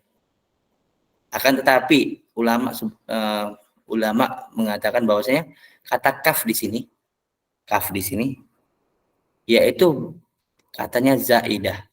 Hurufnya zaidah, tambahan. Enggak dianggap di sini. Dan dipakai kaf di sini sebagai apa? Ditakkid. Bukan sebagai penambah makna, tapi penguat makna misli yang kata misli. Jadi dimaknai para ulama apa? Tidak ada satupun yang serupa, tidak ada sesuatu yang serupa dengan Allah Subhanahu wa taala. So, itu dia maknanya sejarah yang dipahami oleh para ulama. Jadi kaf di sini tambahan tambahan huruf yang diberikan oleh syariat sebagai bentuk ditakkid untuk penguatan sebuah makna. Allah tuh beneran loh, nggak ada semisal dengannya gitu cara bahasa kita. Kemudian yang kedua, ada yang mau baca? Ini yang mau nikah nih cocok dibaca. Silakan yang mau baca.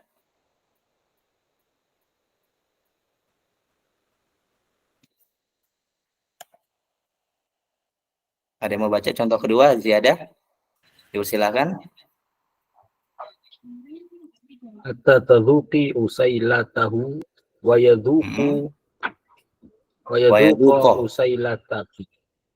Wa yadhuqu usailataki. Taki, benar. Apa terjemahannya? Sampai kamu mencicipi, merasakan madunya. Dan sampai dia mencicipi, merasakan madu kamu. Madu kamu. Baik.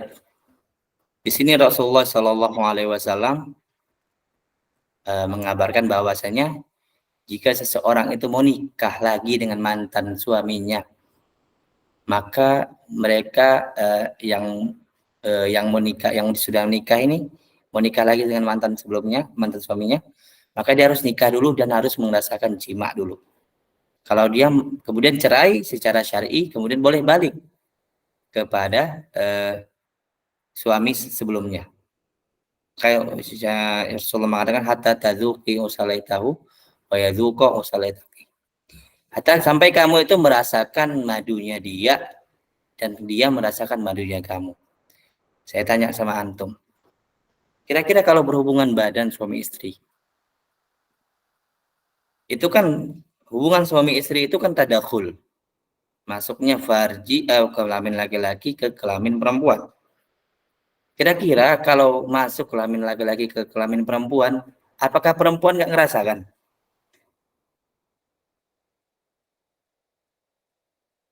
Kira-kira ngerasakan nggak? Merasakan. Hah? Merasakan. Kira-kira apa gunanya Rasulullah SAW mengulangi sesuatu perkataan yang sebenarnya satu kata aja cukup, yaitu pasti dimaknai kata kedua pasti ada. Lazimnya dari kata pertama pasti ada kata kedua. Karena kalau saya bilang, kalau kita berhubungan badan, misalnya suami istri, maka mau nggak mau pasti akan merasakan dua-dua. Merasakan dua-dua. Maka si suami merasakan tubuh istrinya dan si istri merasakan tubuh suaminya. Kalau Anda bilang,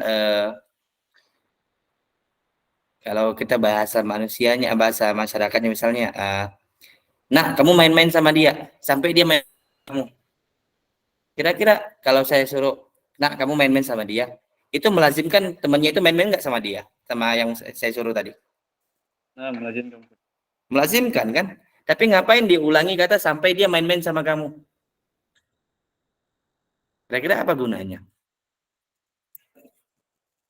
Nah, di sini Masya Allah antum kalau mau membahas fikih di sini Masya Allah, mazhab Maliki menganggap di sini hakikat loh.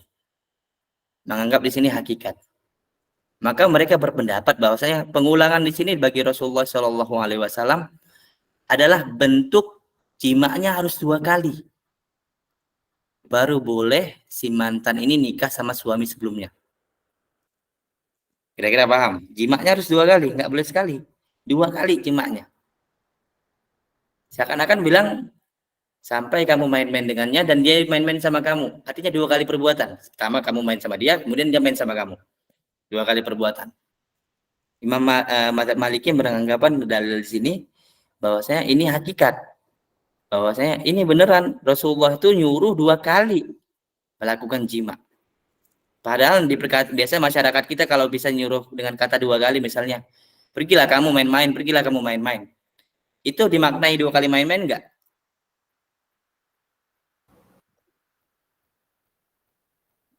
Atau kata-kata 2 kali, kira-kira dipahami 2 kali main-main atau sekali main-main tapi untuk penekanan yang kedua? Sekali main-main tapi untuk penekanan Ustaz ya. Yang kedua, iya benar, itu kan secara masyarakat kita. Misalnya kalau ada orang tua juga bilang, nak makanlah, nak makan, misalnya. Dari kata-kata itu dipahami apa? 2 kali makan atau sekali makan? Sekali makan. Sekali makan untuk penekanan. Sekali makan. Kira-kira perkataan Rasulullah ini, sampai kamu merasakan madunya dia dan dia merasakan madunya kamu. Itu 2 kali perbuatan atau sekali perbuatan?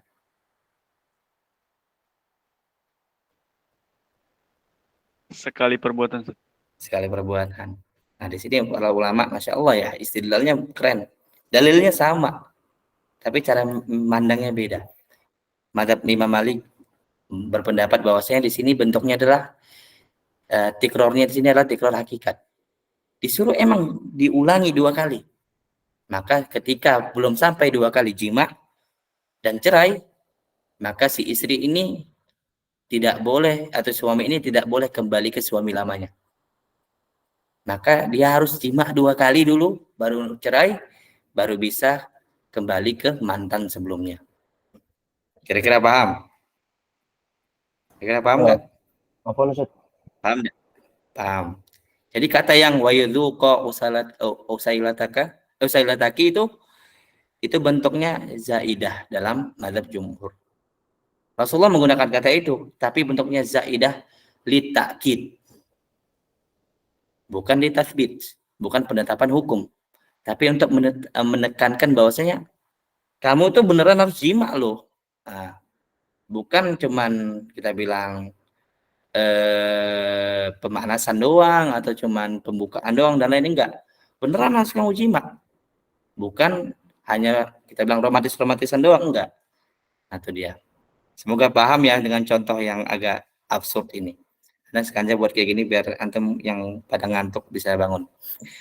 Kemudian majas nukson, dipersilakan, ada yang mau baca enggak? Anda Ustaz. Silakan. Majas nukson, innama jazaa'ul ladina yuharibunallah was'alil qaryah. Nah, kira-kira innama jazaa'ul ladzina yuharibunallah. Kira-kira apa itu? Makna hakikatnya.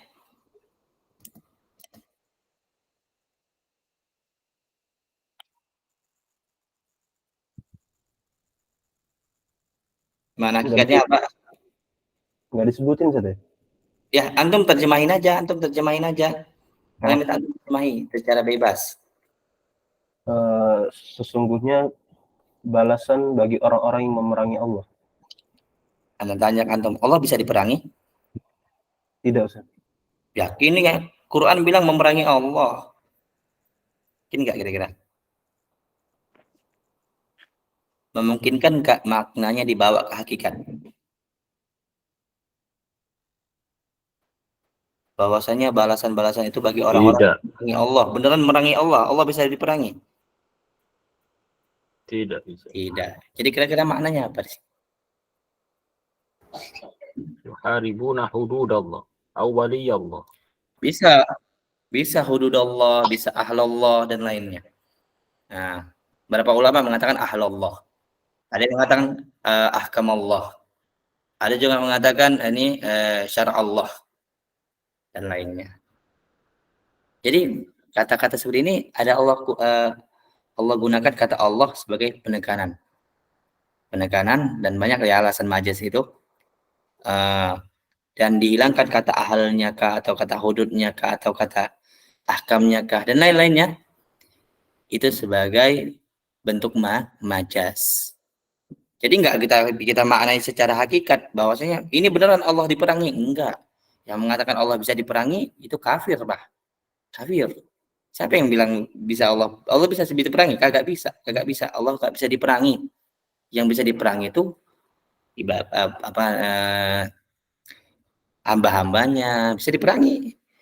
Hukum-hukumnya di bawah itu bisa diperangi, bisa diganggu orang dan lainnya. Tapi Allah pribadi itu enggak bisa diperangi. Karena Allah itu Maha kuat. Oke, kita lanjut. Was'alil qaryah. Bertanyalah kepada suatu desa, saya ulang ya. Kira-kira desa bisa ditanya enggak? Tidak bisa. Tidak bisa, Ustaz. Tidak bisa. Kira-kira apa katanya yang dihilangkan dari ayat ini? Ahlul qaryah. Kata ahal dihilangkan. Qaryah. Walaupun ya, nih salah satu contoh ya. Sebagian ulama itu ada yang tidak menerima majas nukson di sini. Mereka berpendapat bahwasanya kata qaryah di sini terkadang dimaksud oleh para ulama lughah itu sebagai an-nas atau al-ahl. Tanpa pun ada kata al-ahlnya sudah dipahami kata ahl di situ. Ayatnya lupa ya, sebentar Anda buka dulu ya. Maktabah Syamilah Anda lupa ayatnya tuh. Bentar. Surat Yusuf. Nih. Surah Al-Qasas, wa kam ahlakna min qaryatin. Seberapa banyak udah desa yang kami hancurkan. Kira-kira beneran desa enggak ini hancurin? Iya Ustaz. Wa kam ahlakna min qaryatin. Berarti ma'isyataha. Kata Korea di situ beneran Korea enggak ini hancurin desa? Allah emangnya gabut ngancuri desa kan? Tapi penduduknya. Maka beberapa ulama membantah bahwasanya kata Korea ini memang dipakai katanya ahal, an-nas. Wa kam ahlakna minan nas atau min ahli qaryah dan lainnya. Kata qaryah di sini bisa dimaksud maknanya itu al-ahl, bisa dimaksud dengan sukan dan lainnya. Tuh, wallahu ta'ala. Itu diantara contoh ya yang Anda bilang tadi. Ada yang saling ngebantah makna-makna tertentu. Itu sering terjadi di kalangan ulama. Tapi yang saya pribadi ikutin, bahwasanya sini ada majaz nukson, bahwasanya sini ada kata ahl yang Allah Subhanahu wa taala tidak tampilkan. Wallahu taala alam. Oh, ada lagi ya, lupa nah. Kita lanjut penutup. Apakah ada majaz di dalam syariat? Syariat di sini maksudnya Al-Qur'an dan Sunnah ya. Apakah ada majaz di dalam Al-Qur'an dan Sunnah? Sebenarnya beberapa ulama membagi pendapat ini menjadi 5 pendapat. Yang pertama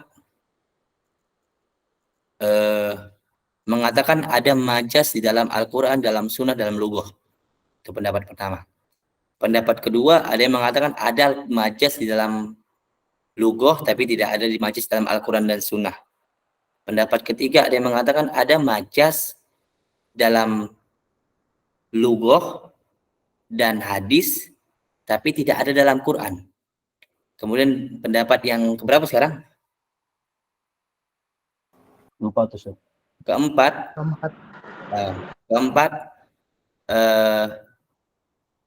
ada majaz, tidak ada majaz sama sekali di Al-Quran, di Sunnah, adapun di lughah. Pendapat kelima Anda lupa ya. Oh ya, pendapat kelima satu lagi, ada majaz dalam Al-Quran dan Sunnah. Pertama ada majaz dalam lughah, tapi hukum dasarnya dalam Al-Quran dan Sunnah tidak ada kecuali ada dalil yang qat'i yang menunjukkan bahwasanya makna tersebut ada majaznya dan dia bermakna cuma satu. Nah, pendapat terakhir ini dipegang oleh Ibnu Hazm dalam kitabnya Al-Muhalla dan disebutkan juga oleh Fakhrur Razi dalam kitabnya Al-Mahsul dan lainnya. Itu diantara pendapatnya dari pembagian pendapatnya ada 5. Tapi saya ringkas jadi 2 saja. Jadi, apakah ada majaz dalam syariat? Yang utama yang menetapkan adanya majaz dalam syariat, yaitu dalam Al-Quran dan Sunnah, yaitu jumhur ulama, kebanyakan para ulama. Yaitu jumhur ulama menetapkan adanya majaz dalam syariat. Ini pendapatnya Abu Ya'la Al-Hambali, Abu Ishaq Asy-Syirazi Asy-Syafi'i, Al-Bazdawi Al-Hanafi, Al-Ghazali Asy-Syafi'i, Abul Khattab Al-Hambali, Fakhrur Razi Asy-Syafi'i, Ibnu Qudamah Al-Hambali, Al-Amidi, lupa ini, Syafi'i kalau nggak salah ya. Ibn Al-Hajib Asy-Syafi'i, Al-Qarafi Al-Maliki, Asy-Syaukani, nggak ada mazhab ya. Dan lain-lainnya dari ahli usul fikih. Kemudian di antara ahli lughah, ahli tafsir ada Ibnu Qutaibah, Ibnu Hilal Al-Askari, Ibnu Rasyid, Al-Alawi, Abu Bakar Al-Bakilani, Zarkashi, Suyuti, Tabrani, dan lainnya.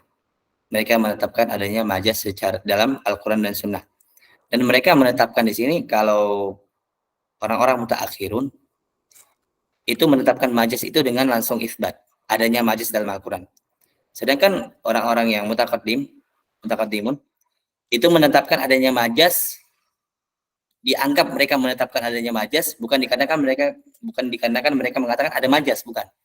Tapi dikarenakan dari hasil-hasil ijtihad mereka yang menunjukkan mereka itu berpendapat adanya majaz dalam Al-Quran dan Sunnah.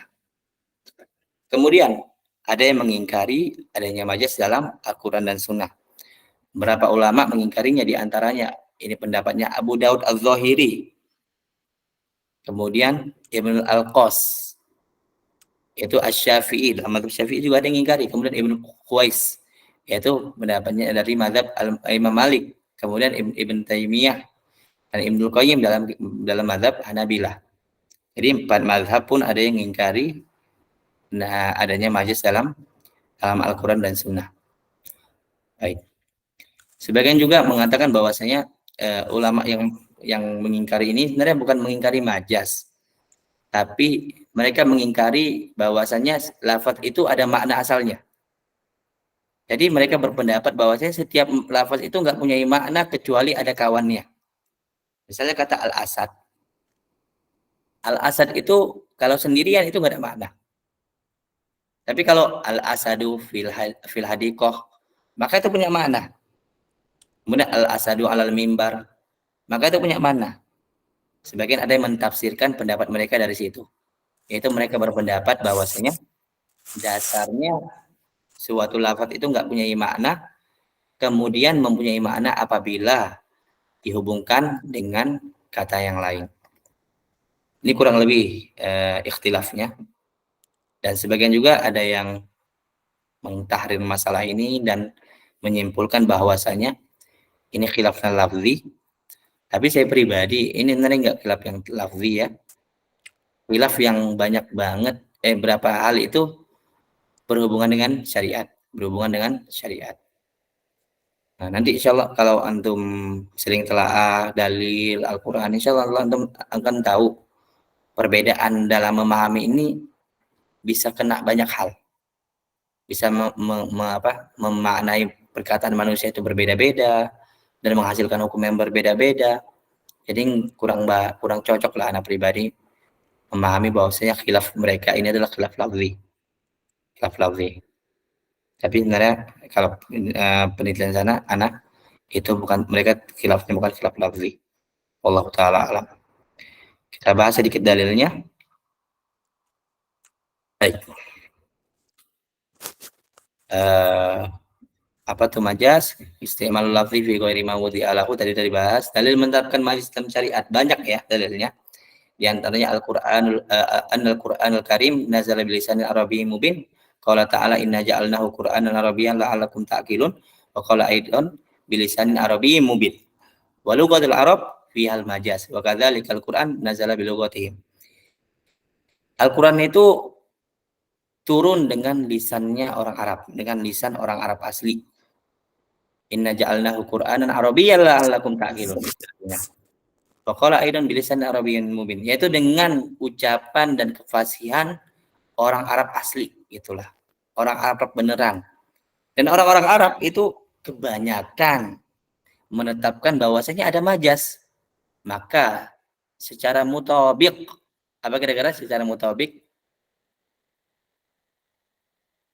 Kalau Al-Quran itu dari Arab, kalau Al-Quran itu dengan bahasa Arab, dan orang Arab menetapi ada majaz, maka hasilnya apa?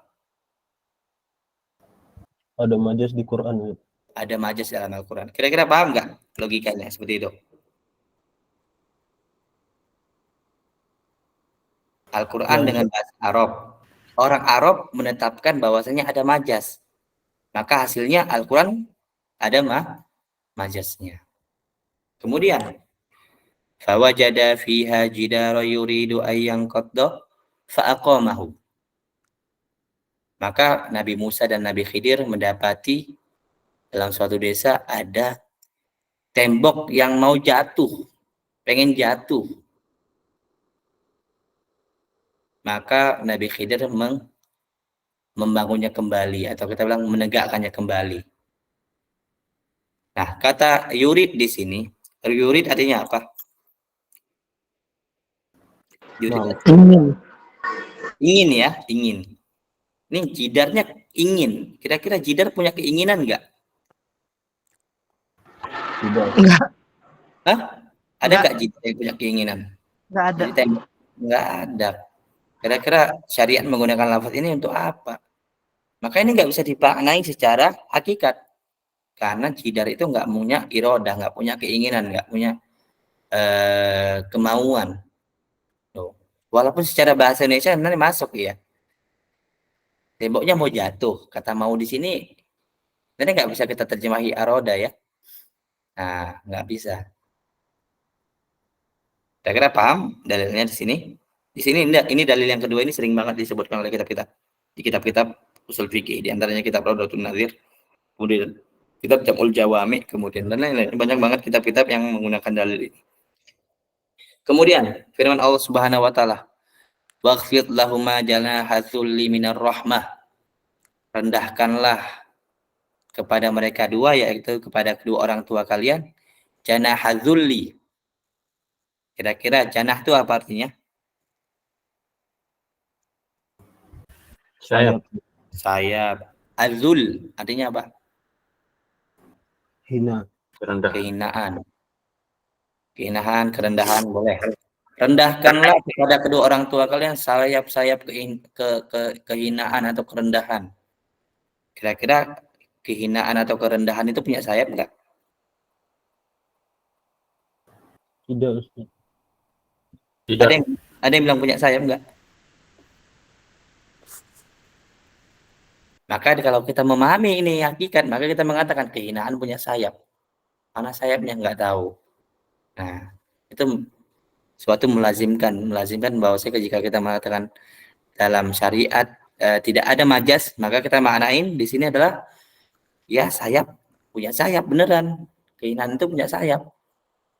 Nah, enggak. Tapi di sini Allah Subhanahu wa taala menggunakan kalimat yang lain dengan penggunaan maksud yang lain. Jadi wazul la janahalahu. Zul itu kehinaan itu, kerendahan itu enggak punya sayap. Kemudian firman Allah Subhanahu wa taala, wasta'ala ar-ra'su syaiba. Apa terjemahannya kira-kira secara hakikat, secara letterlek? Apa? Uban di kepalanya. Apa? Uban di kepalanya menyala-nyala. Wah, anak tanya menyala-nyala enggak di kepalanya menyala-nyala enggak? Tidak, Ustaz. Enggak, emang ada lampu di kepala kita kagak. Tapi di sini tidak digunakan, tidak dimaksudkan secara hakikat benar-benar nyala, enggak. Allah menggunakan bahasa lain untuk mengungkapkan hal yang lain.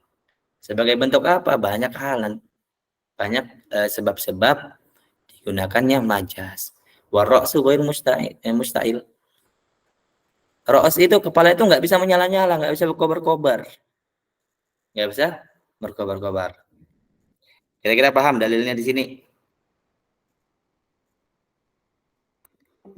Baik, kita lanjut. Dalil mengingkari adanya majas. Silakan, ada yang mau baca?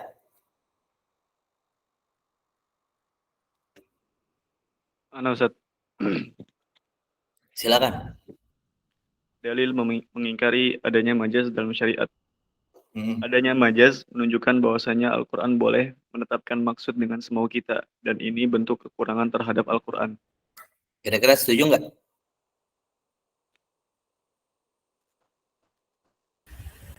Tidak. Setuju nggak? Kalau adanya majas, artinya kita bisa menafsirkan dan menetapkan maksud Al-Quran semau kita. Tadi kan Allahu nurus samawati wal ard. Tadi kan ada yang menafsirkan ahal, ada yang menafsirkan ya ahal bisa menafsirkan hidayah, bisa menafsirkan yang lain-lainnya. Ada nggak batas-batasannya kira-kira? Ada batasannya nggak? Tidak ada batasannya sebenarnya.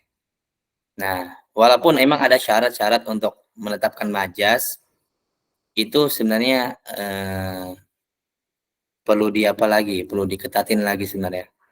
Kadang banyak orang-orang yang menggunakan maksud majas tapi keluar dari koridor dan dawabit yang ditetapkan oleh para ulama. Benar, ini kita nggak nyalahkan apa yang dikatakan oleh mungkin majas, tapi yang kita perlu tekankan bahwasanya ketika menetapkan majas itu sebenarnya ada syarat dan dawabit. Jadi nggak bisa sebenarnya semau kita. Kurang cocok juga dikatakan semau kita, tapi ada syarat dan dawabitnya. Dan tidak setiap orang bisa menafsirkan sesuatu kata dari majas dari Al-Quran dan Sunnah. Kembalikan ke pemahaman dan penafsiran para salaf. Iya, bisa. Nah, benar, bisa jadi. Kemudian yang kedua, silakan baca. Adanya majas merupakan bentuk menuduh bahwa kalam Allah tidak sempurna, dikarenakan Allah berbicara dengan sesuatu yang tidak berfaedah atau zaidah dan kurang atau nukson. Nah, tadi kan ada laisa kamitslihi syai'un. Kafnya zaidah. Zaidah di situ berfaedah enggak kira-kira? Tadi. Berfaedah, Ustaz. Berfaedah. Bersisi kita kan, di sisi kita. Di sisi orang-orang yang mengingkari bahwasanya majas itu ada di syariat, itu menganggap Allah seperti ngomong enggak ada guna di situ. Ngapain kalau emang itu nggak apa, bisa aja Allah pakai kata yang lain. Kenapa Allah pakai kata kaf misalnya? Nah, di situ mereka mengatakan pengingkar majas ini mengatakan bahwasanya kalau Allah kayak gitu bisa bisa ada majas dia, ada majas nukson, artinya Allah itu ada kekurangan dong, bisa kurang dalam mengungkapkan sesuatu. Nah, setuju nggak kira-kira? Tidak. Nah, itu kembali ke pemilihan antum masing-masing. Antum bebas mau kemana aja. Kemudian yang ketiga, baca. Para ulama dahulu di kurun abad 3 tidak pernah membagi kalam menjadi dua jenis, majaz dan hakikat. Nah, ini kita benarkan. Para ulama kurun waktu 3 abad awal itu emang tidak ada menyebutkan ada pembagian majaz dan hakikat. Kalaupun ada itu terakhir-akhir di abad ketiga. Tapi ketiadaan itu tidak bisa dijadikan dalil. Tidak bisa dijadikan dalil sebenarnya. Karena sesuatu itu bisa dihukumi ketika ada. Ketika tidak ada maka diteliti. Nah, ini jadikan dalil juga. Kemudian yang kedua sebenarnya harus dikritisi juga dalam pendapat yang ketiga, dalil ketiga ini, bahwasanya walaupun mereka tidak pernah menyebutkan adanya majaz, istilah hakikat, tapi mereka beberapa kali menafsirkan ayat dan hadis itu seakan-akan menggunakan majaz. Seperti tadi kan Ibnu Abbas, Allahu nurus samawati wal ard, al-hadi li ahli samawati wal ard. Kemudian At-Tabari, fa aina matwallu fa thamma wajhullah al-qiblah.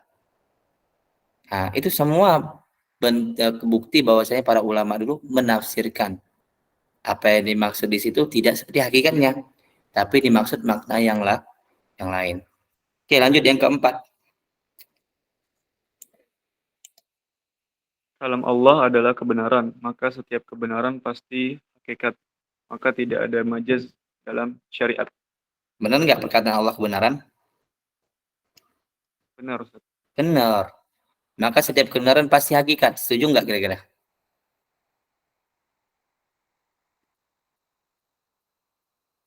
Ayo, kena syubhat kan. Nah, ini dia. Ini dalil-dalil. Apa? Nggak dengar? Nah, ini diantara dalil-dalil yang mengingkari adanya majaz dalam syariat. Kalau emang antum mau meneliti ini, banyak ya penelitiannya. Ana pernah baca risalah disertasi kalau nggak salah ya. Mengenai hal ini, Masya Allah, beliau memaparkan setiap para salaf itu ada yang kita bilang seakan-akan menetapkan adanya majaz walaupun secara tidak langsung, dan beliau muqaronahnya itu bagus banget ya. Pertama, emang adil dalam muqaronahnya itu, menimbangnya itu ditampilkannya semua istidlalnya, siapa-siapa aja ngomong nggak ada pengurangan. Kemudian beliau mencocokkan. Di akhir beliau berpendapat itu khilafnya lafzi, seperti yang Anda katakan. Tuh, ada yang mengatakan khilaf lafzi. Allah Ta'ala alam. Jadi kalau antum meneliti, silakan teliti. Waktu antum masih banyak, bisa teliti hal ini. Dan apapun apa yang antum dapat dari hasil ujung dari penelitian ini, saya pribadi beranggapan bahwa saya ini banyak banget itu terikut dalam hal-hal fikih nanti, insya Allah. Misalnya kena nanti ke masalah tawasul salah satunya. Ke tawasul, kemudian masalah qaul kufur, perkataan kekafiran, kemudian permasalahan talak juga masuk dalam hal ini, kemudian permasalahan talafuz bin niyah, melafazkan niat bisa juga dari sini, kemudian lafaz-lafaz akad dan lainnya, ini bisa termasuk ke masalah majaz dan hakikat. Majaz dan hakikat. Wallahu ta'ala alam.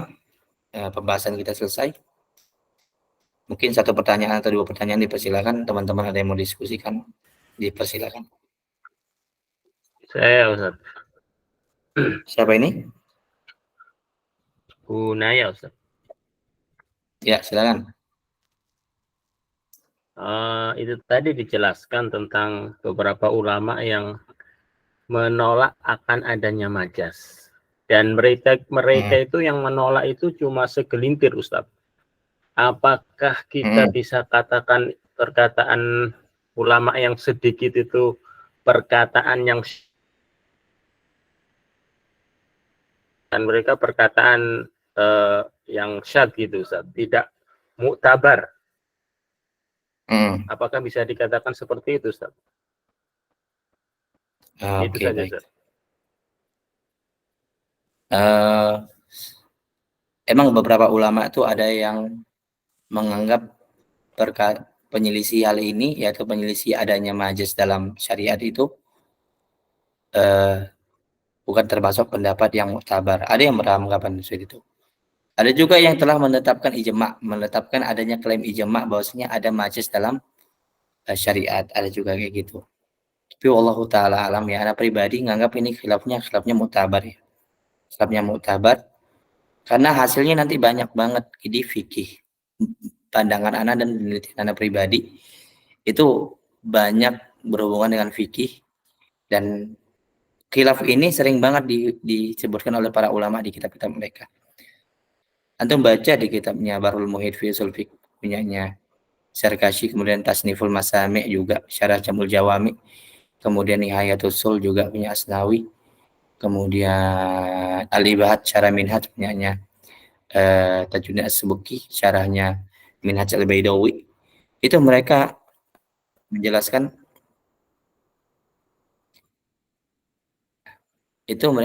bahwasanya khilafnya itu memang ada.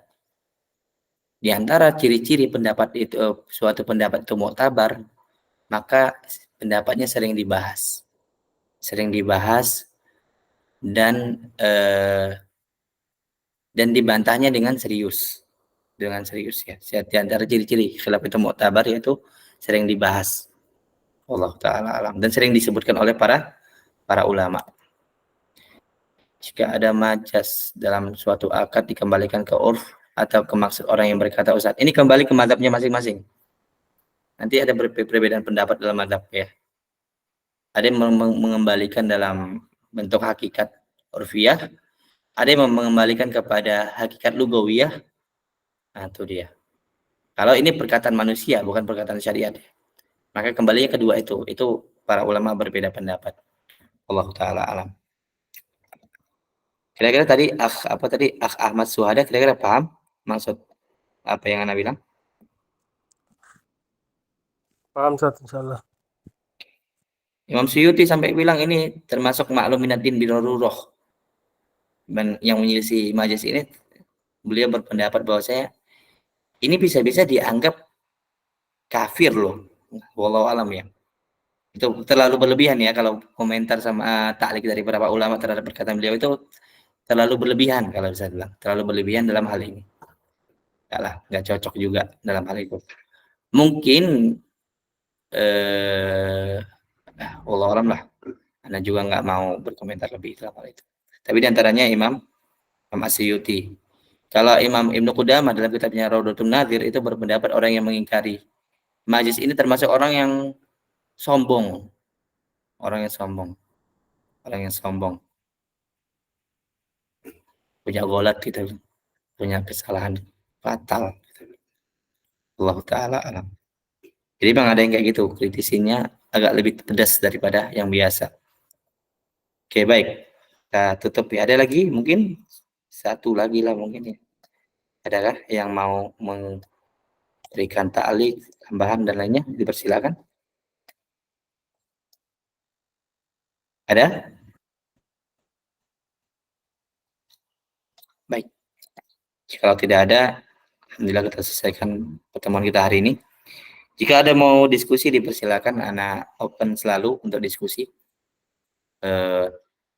Jika ada mau tambahan dipersilakan, kritik juga nggak masalah. Karena kita saat ini ya emang butuh banyak masukan. Mungkin saja anak juga ada salah dalam menyampaikan. Baik, kita tutup dengan doa kafaratul majlis. Subhanakallahumma wa bihamdika asyhadu an la ilaha illa anta Astaghfiruka wa atubu ilaik. Sallallahu ala nabiyyina Muhammadin wa ala alihi wa ashabihi wasallam. Assalamualaikum warahmatullahi wabarakatuh. Waalaikumsalam warahmatullahi wabarakatuh. Allah, Jazakallahu khairan, Ustaz. Syukurin, insyaallah khair.